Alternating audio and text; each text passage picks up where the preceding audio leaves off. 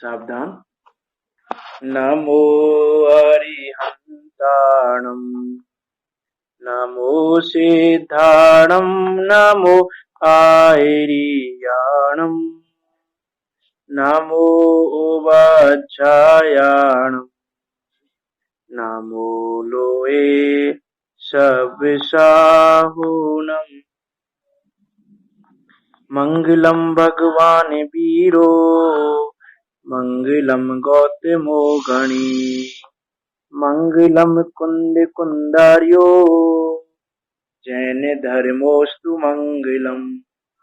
सर्व मंगल मांगल्यम सर्व कल्याण कारकम वेदानम सर्व धर्माणां जैनम जयतु शासनम जैनम जयतु शासनम। मंगले में मंगले करन वीतराग विज्ञान नमो ताहि जाते भये अरिहंतादि महान। करि मंगल करियो महा ग्रंथ करन को काज जाते मिले समाज सब पावे निज पदराज।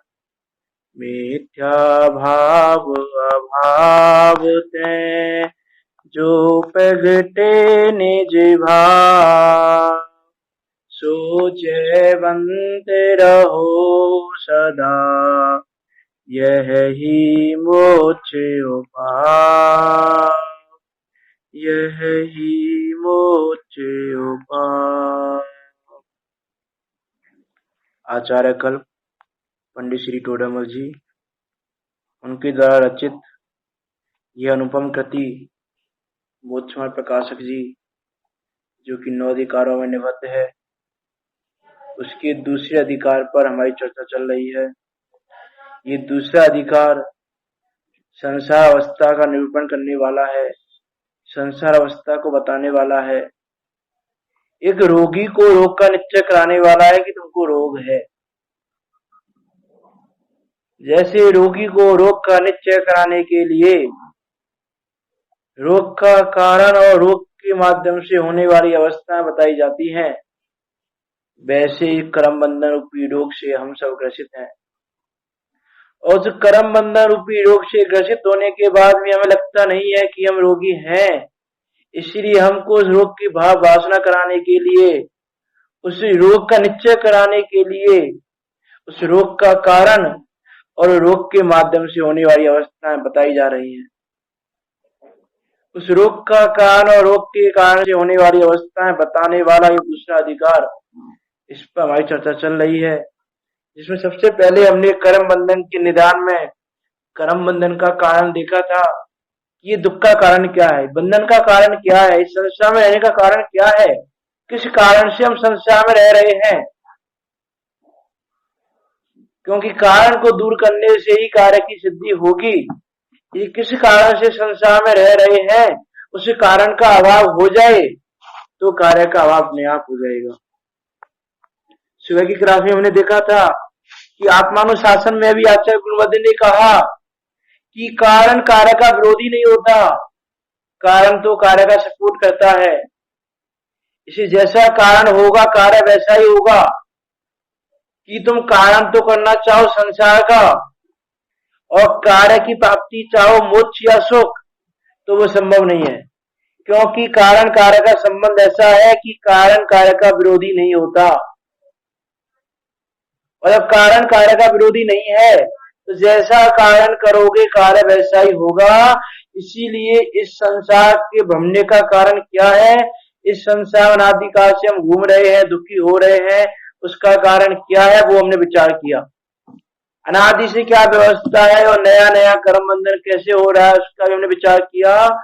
और जो कर्म बनते हैं वो प्रकृति प्रदेश स्थिति अनुभाग रूप किस तरह से बनते हैं, किस तरह सत्ता में रहते हैं और किस तरह से उदय रूप आते हैं, और तीनों अवस्थाओं में हमारे हाथ में क्या है करने के लिए, वो भी हमने विचार किया था। अब भाई चर्चा चल रही है कि कर्म बंधन रूपी रोग के निमित्त से जीव की क्या क्या अवस्थाएं हो रही हैं।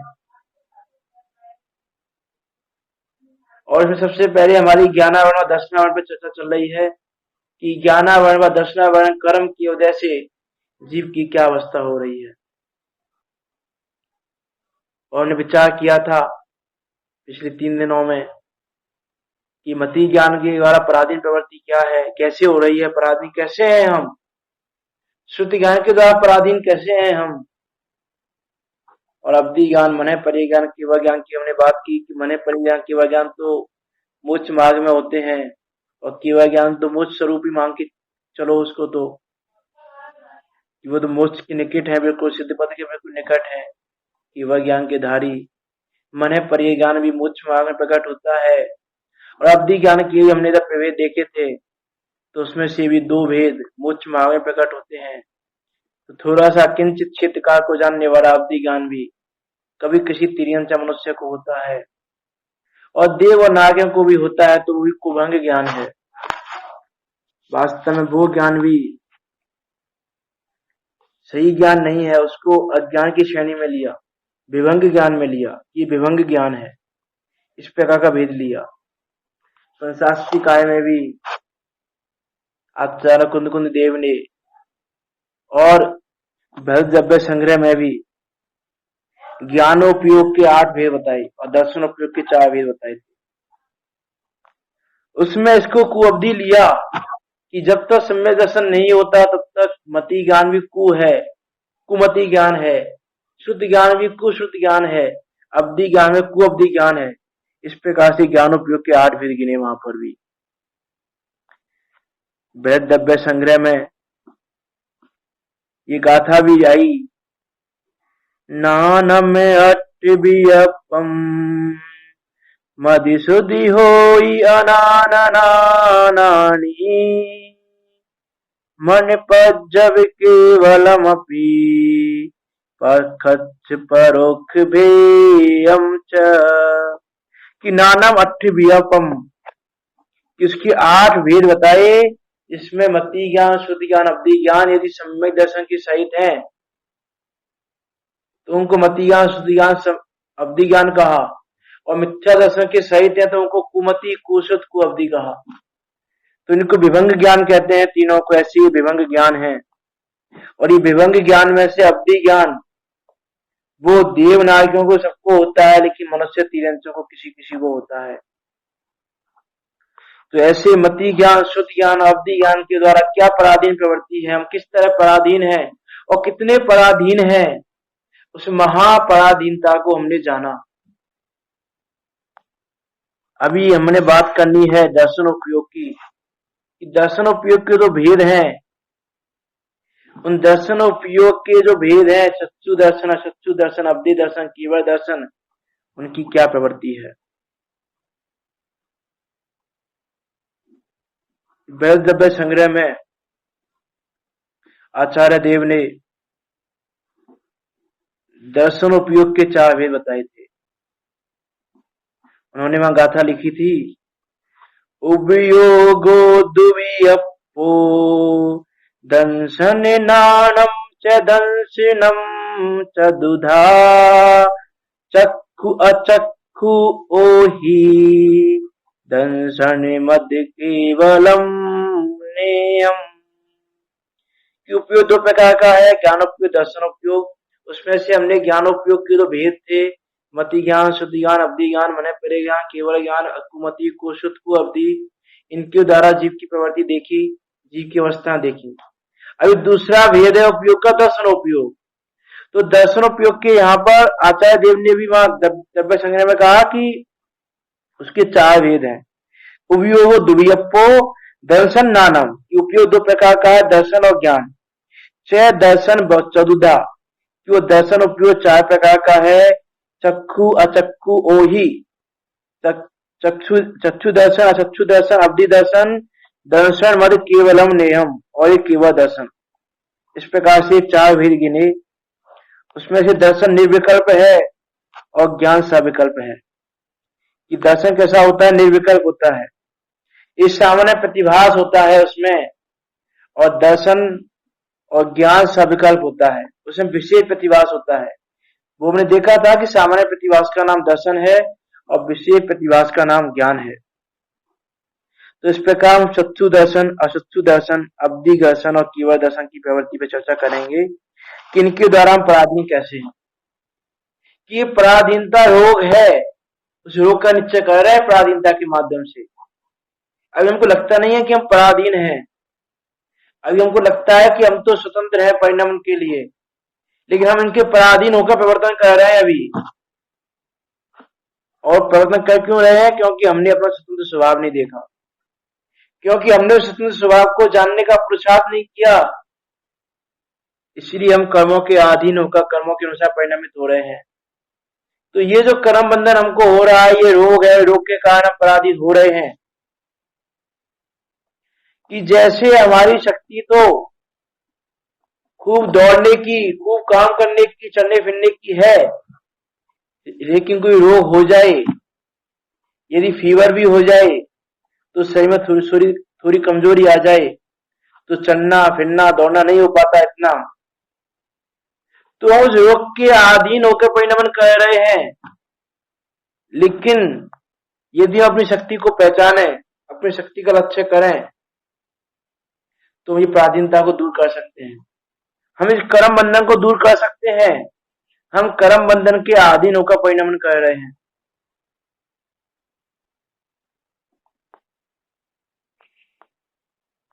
तो इसीलिए हम अपनी शक्ति को पहचाने और इसीलिए हम यहाँ पर उस पराधीनता को जानने का पुरुषार्थ मेहनत कर रहे हैं, उस पर चर्चा कर रहे हैं कि पराधीन है कैसे हम। तो उसमें हमने ज्ञानोपयोग से देखा था कि पराधीन कैसे हैं। अभी दर्शनोपयोग का देखते हैं कि अब इंद्रिय और मन को स्पर्श आदि विषयों का संबंध होने से प्रथम काल में मति ज्ञान से पूर्व जो सत्ता मात्र अवलोकन रूप प्रतिभास होता है, उसका नाम चक्षु दर्शन और चक्षु दर्शन है। कि मति ज्ञान होने से पूर्व जो सामान्य प्रतिभास हो रहा है, उसको हम कहेंगे चक्षु दर्शन और चक्षु दर्शन। यदि हम उसकी परिभाषा पर जाएं, तो हम कहेंगे कि जो नेत्र इंद्रिय है हमारी, या हम उसको ऐसा कह दें चक्षु दर्शन की परिभाषा से, चक्षु दर्शन आवरण उसके क्षयोपम से और बहिरंग नेत्र इंद्रिय के अवलंबन से जो मूर्त पदार्थ है, जो मूर्तिक पदार्थ है, उनकी सामान्य सत्ता को विकल्प रहित, क्योंकि दर्शन कैसा होता है? निर्विकल्प, कि विकल्प रहित उसको देखने का नाम वह चक्षु दर्शन है।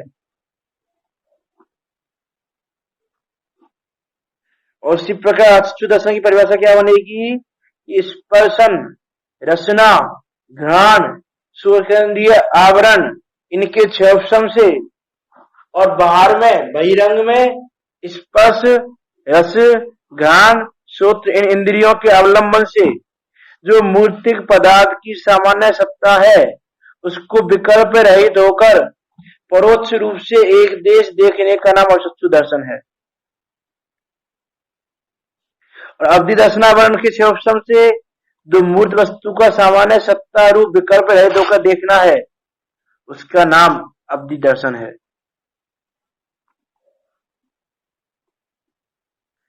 और केवल दर्शनावरण, उसका तो क्षयोपम होता नहीं है,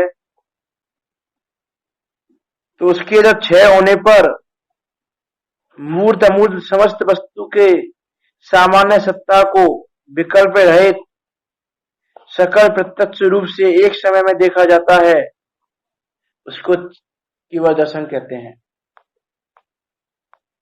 तो अभी हम चक्षु दर्शन, अचक्षु दर्शन और अवधि दर्शन, उनके द्वारा यह जीव किस प्रकार पराधीन है उस पर चर्चा कर रहे हैं। कि अब इंद्रिय और मन को स्पर्श आदि विषयों का संबंध होने से प्रथम काल में मति ज्ञान से पूर्व जो सत्ता मात्र अवलोकन रूप प्रतिभास होता है, उसका नाम चक्षु दर्शन चक्षु दर्शन है। क्योंकि दर्शन उपयोग पूर्वक ज्ञान उपयोग होता है, कि दर्शन पूर्वक ज्ञान होता है, कि समस्त जीवों को दर्शन और ज्ञान एक ही समय में नहीं होते। केवली भगवंतों को तो केवल दर्शन दोनों एक ही समय में होते हैं, लेकिन सजमत जीव को दोनों अलग अलग समय में होते हैं। इसलिए कहने में आता है कि दर्शन पूर्वक ज्ञान होता है, कि पहले दर्शन हुआ फिर ज्ञान हुआ। तो ज्ञान के होने से पूर्व जो सत्ता मात्र अवलोकन रूप प्रतिभास हो रहा है, जानना हो रहा है, उसका नाम सच्चु दर्शन है।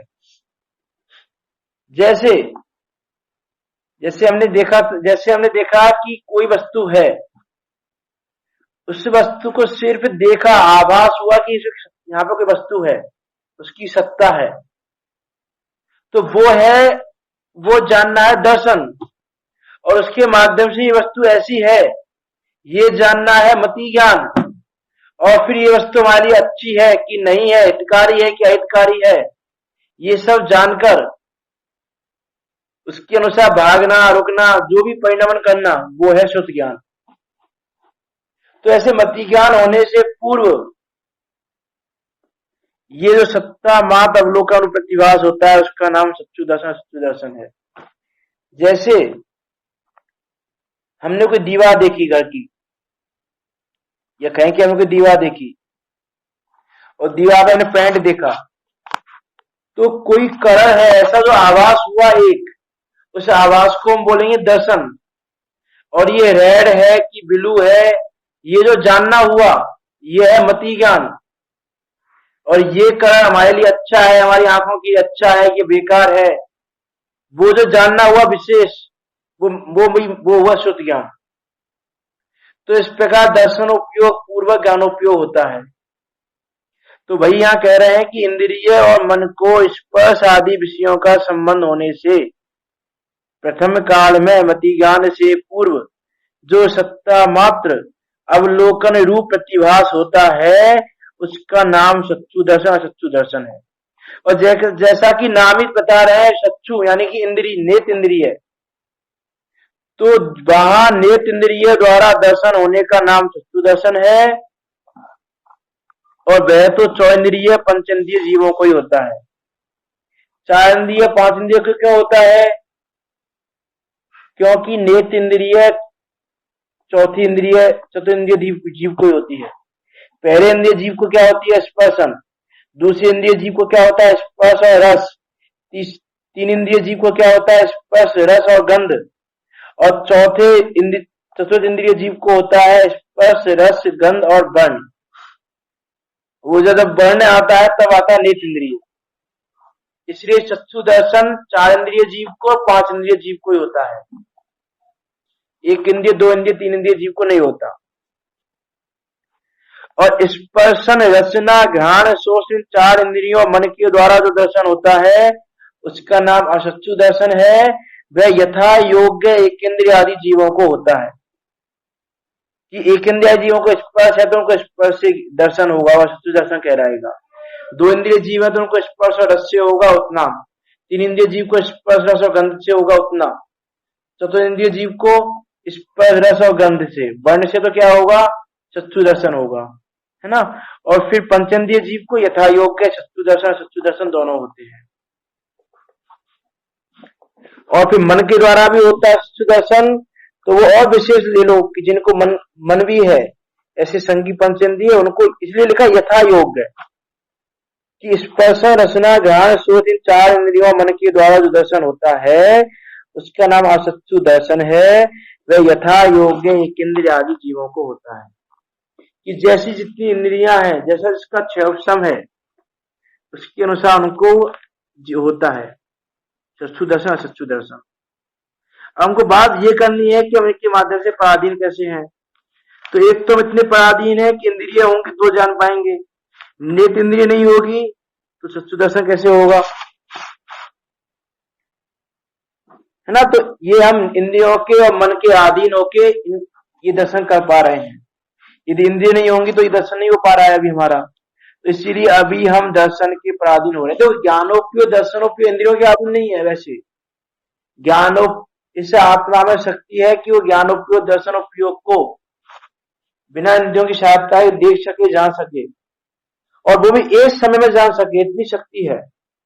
लेकिन अभी कर्मों के बस होकर व्यवहार रूप परिणमन करके हमारी शक्ति इतनी संकुचित हो चुकी है कि हम इनके अधीन होने पर ही देखते हैं।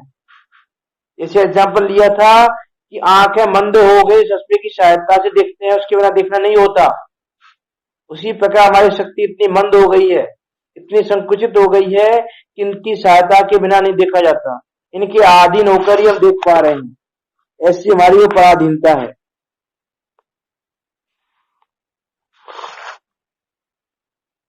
ना। और ये पराधीनता एक तरह की नहीं है, बहुत तरह की पराधीनता है।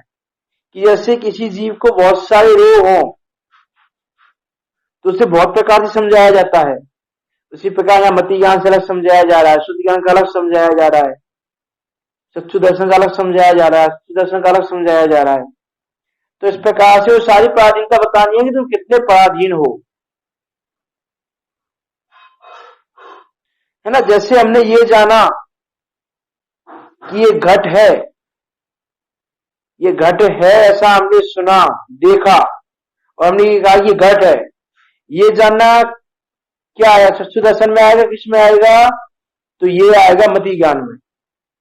चक्षु दर्शन में क्या आएगा कि ये घट है, ऐसा जानने से पहले ऐसा जो एक आभास हुआ कि यहाँ कोई वस्तु है, ऐसी इस शेप की घट जैसी कोई वस्तु है, ऐसा जो एक सामान्य सत्ता का प्रतिभास हुआ, जो सामान्य पना जानना हुआ, उस सामान्य पने के जानने का नाम है चक्षु दर्शन।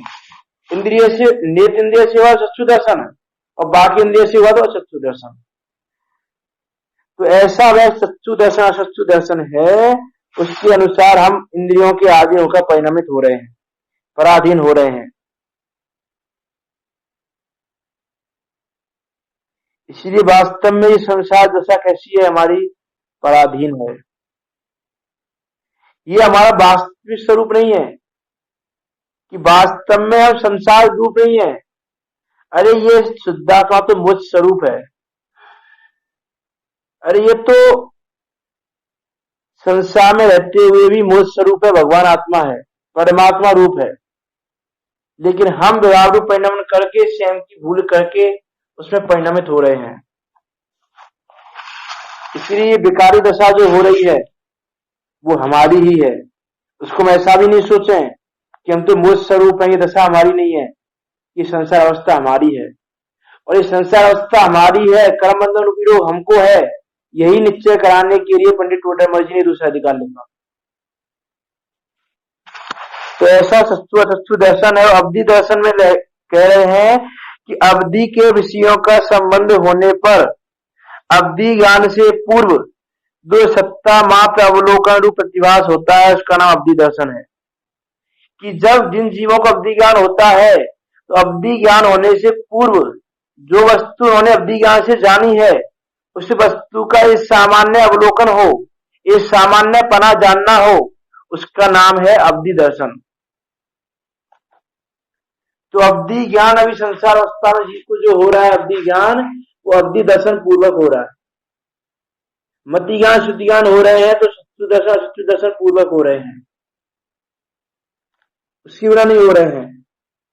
कि वास्तव में आत्मा विकारों से रहित है, लेकिन अभी वर्तमान में विकार हमारे हैं और हम विकारों से रहित हैं, ऐसा जानकर हम विकारों से रहित हो सकते हैं। कि अनादि काल से विकारों में रहते हुए भी ये आत्मा कभी विकारी नहीं हुई, तो ऐसा जानकर हम विकारों से रहित हो सकते हैं। लेकिन अभी ये दशा हमारी है कि जैसे किसी को कोई रोग है, उसका रोग सही नहीं हो रहा है, 15-20 वर्ष हो गए रोग सही नहीं हो रहा है, लेकिन 15-20 वर्ष तक रोग होते हुए भी वो रोग रूप नहीं हो गया, और रोग रूप ना होने के बाद भी वर्तमान में रोग उसको है। तो वो देखो, वो ये नहीं कहता कि मुझे रोग नहीं है। यदि ऐसा माने कि मुझे रोग नहीं है, तो ऐसा मानकर तो फिर रोग को दूर नहीं कर पाएगा। और हम यदि ऐसा माने वर्तमान में ही कि विकारी पर्याय हमारी नहीं है, तो फिर हम विकार को दूर नहीं कर पाएंगे।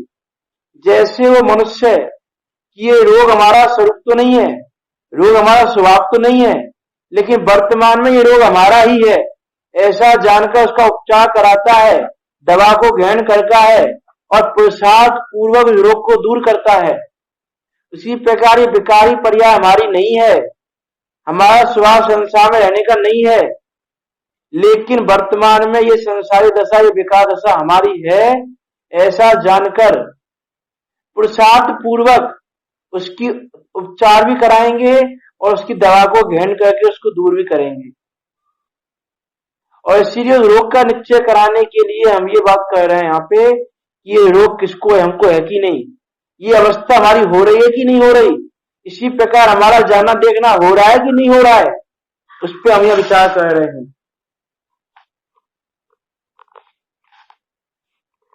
तो अब अवधि के विषयों का संबंध होने पर अवधि ज्ञान के पूर्व जो सत्ता मात्र अवलोकन प्रतिभास होता है उसका नाम अवधि दर्शन है।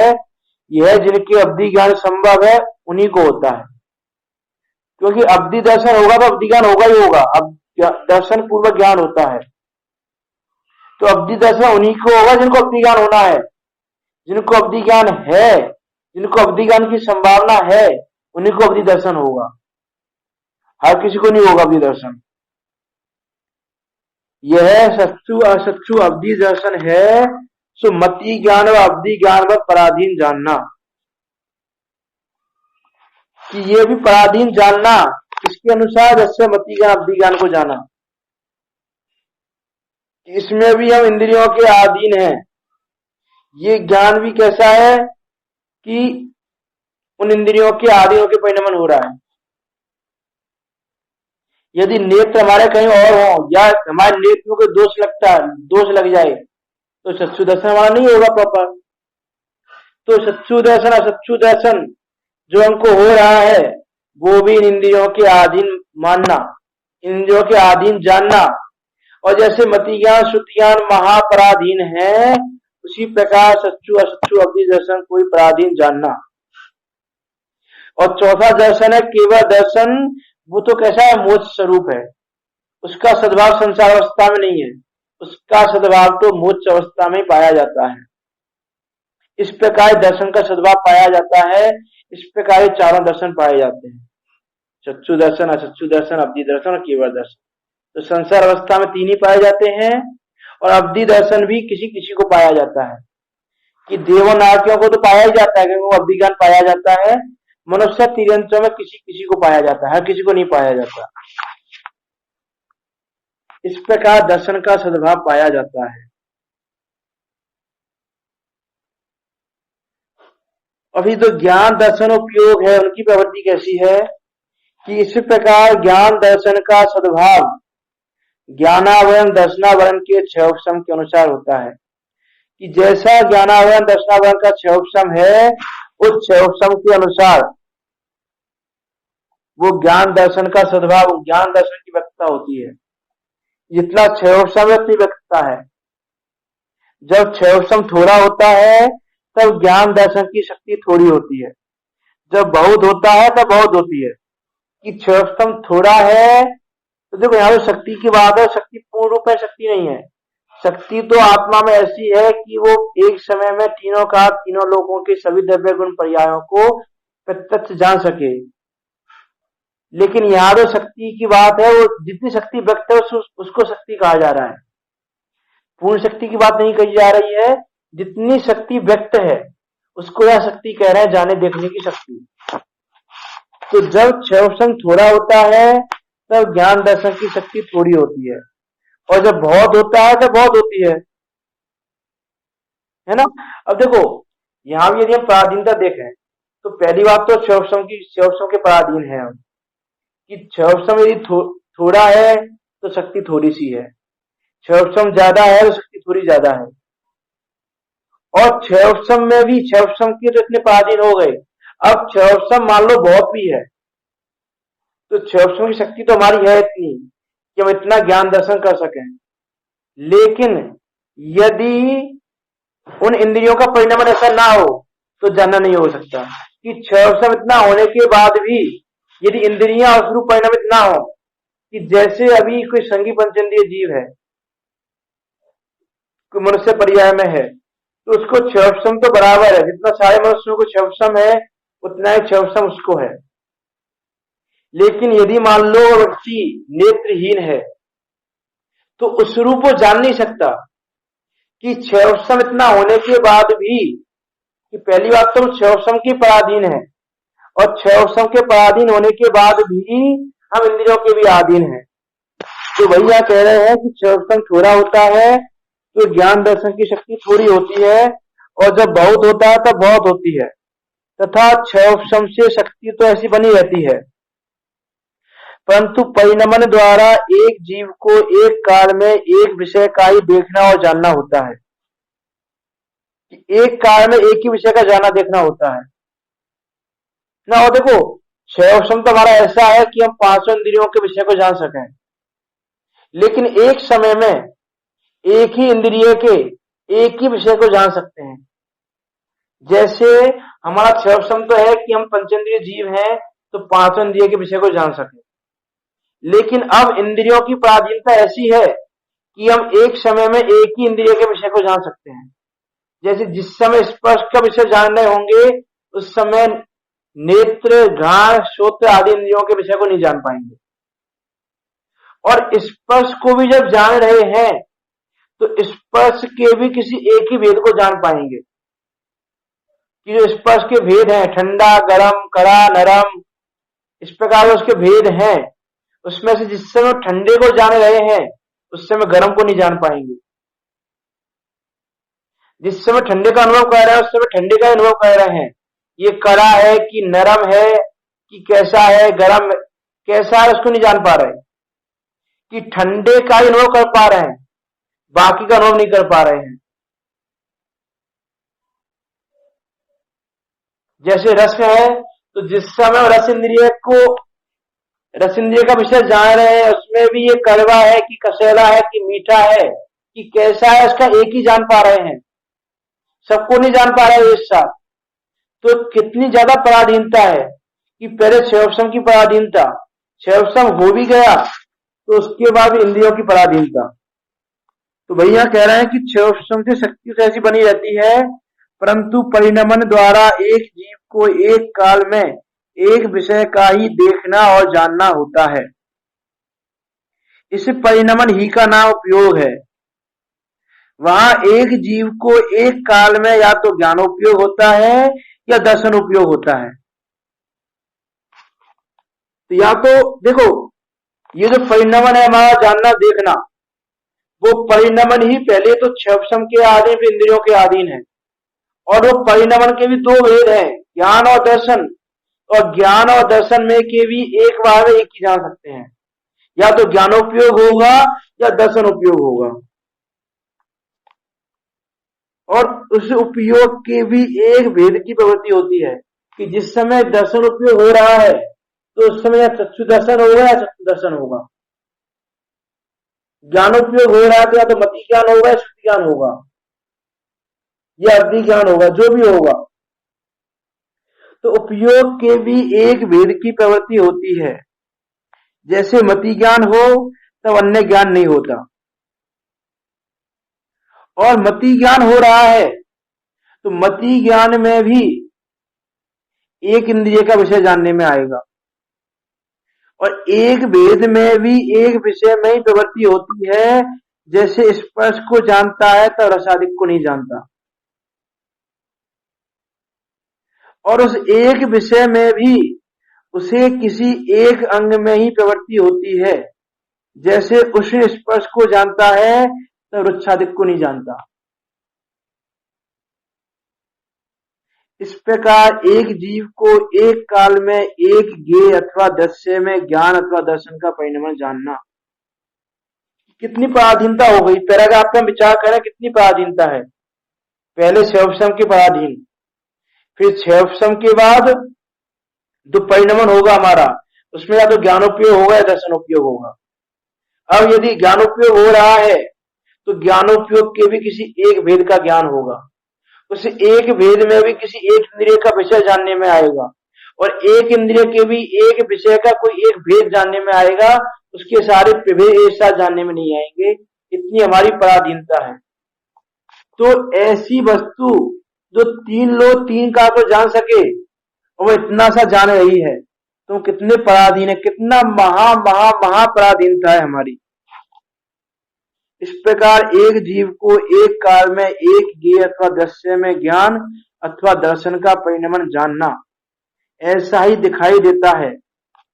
जब सुनने में उपयोग लगा हो तब नेत्र के समीप स्थित पदार्थ भी नहीं दिखाई देता। कि जब हमारा उपयोग सुनने में लगा हो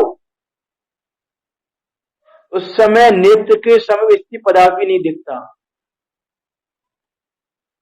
जैसे बहुत सारी घटनाएं आती हैं, जैसे कोई रेलवे को पार कर रहा है, रेल लाइन को, और कानों में ईयरफोन डाले हुए हैं, तो उसका उपयोग अभी सुनने में लगा हुआ है, उसने अभी कर्ण इंद्रिय का विषय बनाया हुआ है। तो जब उसका उपयोग सुनने में लगा हुआ है तो बिल्कुल पास में आने वाली ट्रेन उसको दिखाई नहीं देती। हम इतने सुनते हैं एक्सीडेंट हो गया, भाई कान ईयरफोन लगा के जा रहा था, दिखाई नहीं दी ट्रेन और एक्सीडेंट हो गया। तो जिस समय उसका उपयोग सुनने में लगा है उस समय जब ट्रेन आई तो ना ट्रेन दिखाई दी। और देखो कर्ण इंद्रिय का विषय भी नहीं बन पाई, कि कर्ण इंद्रिय का विषय भी एक बार में एक ही वस्तु बन रही है। बाकी इंद्रिय को तो छोड़ो, एक इंद्रिय के भी सभी विषयों को एक साथ नहीं जान सकते। कि उस समय कर्ण इंद्रिय का विषय गाना लगाया हुआ है, हमने विषय गाने को बनाया हुआ है, तो वो हॉर्न की आवाज ही हमारे कर्ण इंद्रिय का विषय नहीं बन पाई। तो एक इंद्रिय के भी किसी एक ही भेद को जान पाते हैं, सारे भेदों को नहीं जान पाते। तो जब सुनने में उपयोग लगा हो तब नेत्र के समीप स्थित पदार्थ भी नहीं दिखता। इसी प्रकार अन्य प्रवृत्ति देखी जाती है। इसको हर जगह घटित कर सकते हैं, प्रत्येक समय दिखाई देता है कि टेलीविजन चल रहा है, बच्चे टेलीविजन देखने में मग्न हैं, तो उनका ध्यान ही नहीं है कि माता पिता आवाज दे रहे हैं, क्या कह रहे हैं, क्या कर रहे हैं, क्या कह रहे हैं, कुछ उनको भान ही नहीं है। उनका उपयोग उस समय पूरा टेलीविजन को देखने में लगा हुआ है। जैसे पंडित टोडरमल जी, कि उनका उपयोग जब स्वाध्याय लिखने में लगा हुआ था, उस ग्रंथ को लिखने में लगा हुआ था, तो उसमें रसइंद्रिय का विषय नहीं बन पाया कि खाने में नमक है कि नहीं है। 6 महीने तक बिना नमक का खाना लेते रहे, लेकिन नहीं बना उनका उपयोग। जहां उपयोग लगेगा जीव का वहां काम होगा। अभी और उससे हम ये भी देखो, ये भी हम उससे जाने कि हमारा उपयोग अभी ज्ञेय में लगा हुआ है, इसलिए हमारा ज्ञान जानने में नहीं आ रहा। कि जीव का स्वभाव सेपर प्रकाशक है, लेकिन जीव का उपयोग यदि ज्ञेय में होगा तो ज्ञान को नहीं जानेगा, और जिस समय उपयोग ज्ञान में होगा उस समय ज्ञेय को नहीं जानेगा। इसलिए ज्ञानी जीव ज्ञेय को जानते हुए भी ज्ञेय रूप नहीं होते, ज्ञान में ही लीन रहते हैं। और हम क्षय और पर दोनों का प्रकाशन होने के बाद भी पर कोई जान रहे हैं, क्षय को जान ही नहीं रहे हैं। इसीलिए ऐसा जानकर कि उपयोग एक बार में एक ही जगह लगता है सजमत जीव का, तो ज्ञेय से उपयोग हटा के उपयोग को ज्ञान में लगाएं। तथा परिणमन में शीघ्रता बहुत है। इससे किसी काल में ऐसा मान लेते हैं कि युगपद भी अनेक विषयों का जानना तथा देखना होता है।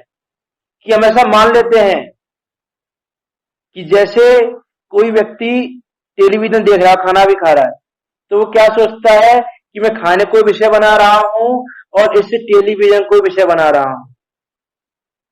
अभी रस का भी विषय बन रहा है, रसइंद्रिय का विषय मैं जान रहा हूं, कानों से सुन भी रहा हूं टेलीविजन में क्या आ रहा है, कनिंद्रिय का विषय बना रहा हूं, देख भी रहा हूं, नेत्रेंद्रिय का विषय बना रहा हूं, सारा काम कर तो रहा हूं एक साथ। और आप कह रहे हो कि इस साथ करते नहीं है, सजमत का उपयोग होता नहीं है। तो भाई यहां कह रहे हैं कि परिणमन में शीघ्रता बहुत है, कि जो उपयोग है वो एक समय का है। अब एक समय को पकड़े तो तुम्हारे जानने में आए, अब एक समय को हम पकड़ नहीं पाते, वो समय इतनी छोटी इकाई है। तो परिणमन में शीघ्रता बहुत है। एक समय दर्शन का विषय बन गया, फिर एक समय इंद्रिय का विषय बन गया, कर्ण इंद्रिय का, फिर एक समय रस इंद्रिय का विषय बन गया, लेकिन एक साथ विषय नहीं बन सकते। और ऐसा हम जान सकते हैं, जैसे कोई व्यक्ति टेलीविजन देखते देखते खाना खा रहा है, और कभी कोई दृश्य ऐसा आया टेलीविजन में कि वो प्रति समय उसी में मग्न हो गया, उसी दृश्य में। तो हाथ में खाने का गिलास है, तो वो खाने का ग्रास ही मुंह में नहीं जाता, हाथ में रखा रह जाता है। तो जब जो जिसको वो उपयोग में विषय बना रहा है वही विषय बनेगा। और जब तुमको ऐसा लग रहा है कि देखते देखते हम खाना खा रहे हैं, तो किसी समय तुम्हारा उपयोग देखने में और किसी समय तुम्हारा उपयोग खाने में लग रहा है, लेकिन एक ही समय में तुम नेत्र इंद्रिय, कर्ण इंद्रिय, रस इंद्रिय सबका विषय बना लो, ऐसा संभव नहीं है।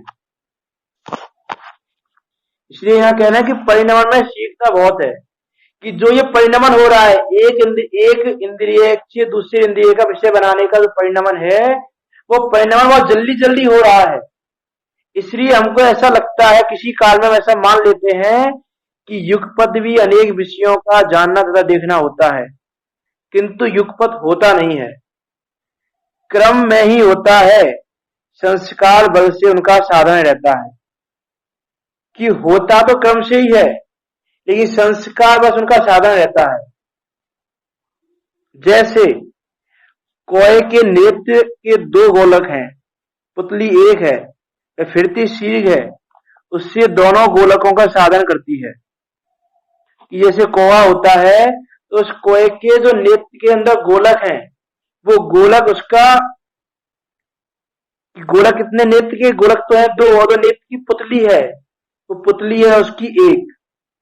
और जो पुतली है उसका परिणाम इतना जल्दी जल्दी होता है कि इस नेत्र में भी और इस नेत्र में भी, इस नेत्र के गोलक में भी, इस नेत्र के गोलक में भी इतना जल्दी जल्दी होता है कि हमको लगता है कि उसकी दो ही पुतली है। ये उसकी पुतली कितनी है? एक ही है। ये उसका परिणाम इतना जल्दी जल्दी हो रहा है। वैसे ही नेत्र इंद्रिय का परिणाम हटके कर्ण इंद्रिय का परिणाम बना, कर्ण इंद्रिय के परिणाम से रस इंद्रिय का परिणाम बना। वो परिणाम इतना जल्दी जल्दी हो रहा है, और जल्दी जल्दी क्यों हो रहा है? क्योंकि वो उपयोग एक समय का है, और हम अपनी आंखों की पलक झपकाते हैं, उतने में तो असंख्यात समय हो जाते हैं। आंखों की पलक को झपकाने में कितना समय लगता है? उतने समय में असंख्यात समय हो जाते हैं। तो समय हमें पकड़ में नहीं आता, इसलिए हमको ऐसा लगता है कि हम युगपत जान पा रहे हैं, लेकिन जान नहीं रहे हैं। जैसे कोए के नेत्र के दो गोलक हैं, पुतली एक है, वह फिरती सीग है, उससे दोनों गोलकों का साधन करती है। उसी प्रकार इस जीव के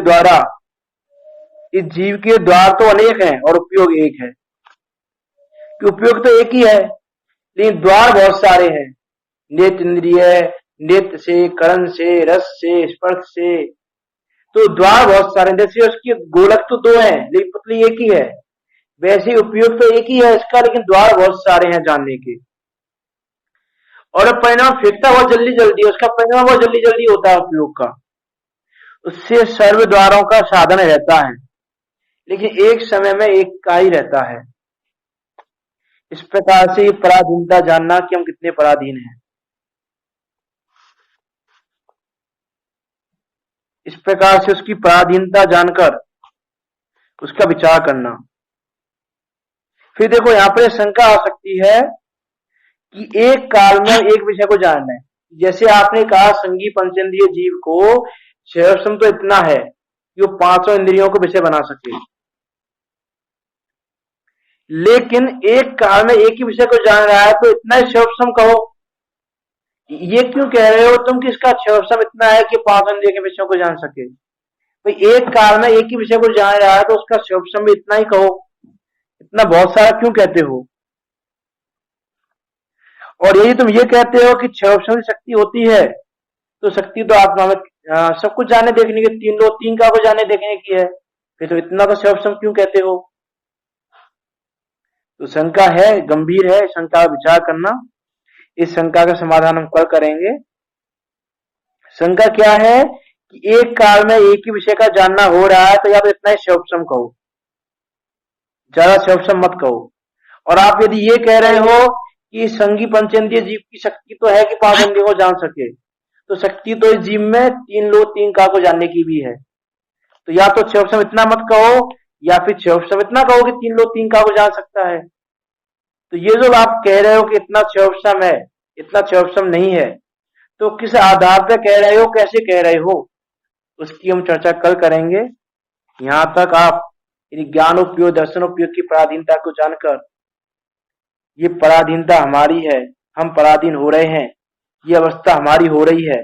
उस पर विचार करें, चिंतन करें कि जितनी बातें पंडित डोडामल जी ने कही वो बातें हम पर घटित होती हैं या नहीं होती हैं। यदि हम पर घटित होती हैं, इसका मतलब है कि कर्म बंधन रूपी रोग हमको ही है। इस प्रकार विचार करके इतना निश्चय करें कि कर्म बंधन रूपी रोग हमारा है और हमको इसको दूर करना है, कि दूसरा इसको दूर करने नहीं आएगा। इस प्रकार विचार करते हुए तत्व चिंतन में लगे और अपनी शुद्धात्मा की शरण में जाकर शुद्धात्मा का चिंतन करके अपने मोक्ष मार्ग को प्रशस्त करें। इसी मंगल भावना के साथ अभी की वाणी को विराम देते हैं। जिनवाणी स्तुति। निज निधि निज में बताई, यह अनंत उपकार है। उसके लिए जिन वाणी माँ को वंदे ना सत्य बारे है, वंदे ना सत्य बारे है, माँ वंदे ना सत्य बारे है। गुरुदास स्वामी जिनवाणी माता की जय। महान जैन धर्म की जय।